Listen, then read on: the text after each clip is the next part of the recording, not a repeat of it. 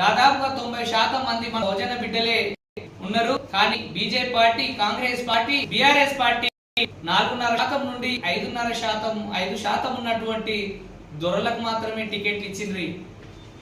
అందరు కూడా రెడ్డి దొరలకే టికెట్లు ఇచ్చిర్రు, కానీ రెడ్లలో ఉన్న పేదలకు టికెట్లు ఇవ్వలేదు. కానీ బహుజన్ సమాజ్ పార్టీ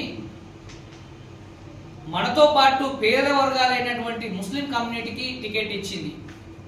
మనమే ఈ తెలంగాణలో 90% మంది ఉన్నాం. మరి అందరం కూడా మన అభ్యర్థి అలావుద్దీన్ గారిని గెలిపించాలంటే మన 95% మంది ప్రజల కోసం జరుగుతున్న యుద్ధంలో మనం భాగస్వామ్యం కావాల్సిన అవసరం ఉంది. బాబాసాహెబ్ అంబేద్కర్ గారు చెప్పినట్లు ఈ మైనార్టీ రాజకీయాలను ఓడించి మెజార్టీ ప్రజల హక్కులను, అభివృద్ధిని గెలిపించాలంటే బహుజన్ సమాజ్ పార్టీ గెలవాల్సిన అవసరం మహబూబ్నగర్ పార్లమెంట్ లో ఉంది.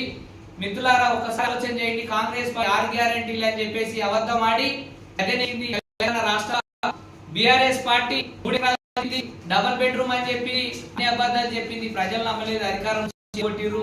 ఇలా దేశంలో ఉన్నటువంటి బీజేపీ పార్టీ రాజ్యాంగాన్ని రద్దు చేస్తున్నది. రాజ్యాంగాన్ని రద్దు చేయడం అంటే 30% మంది ప్రజల అభివృద్ధిని అడ్డుకుంటాం అంటుంది.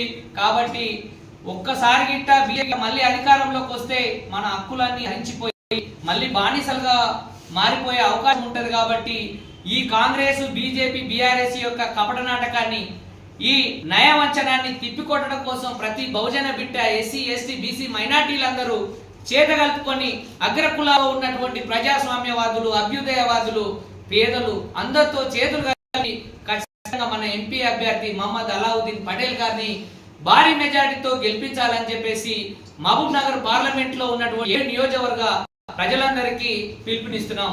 జై భీమ్, జై భారత్.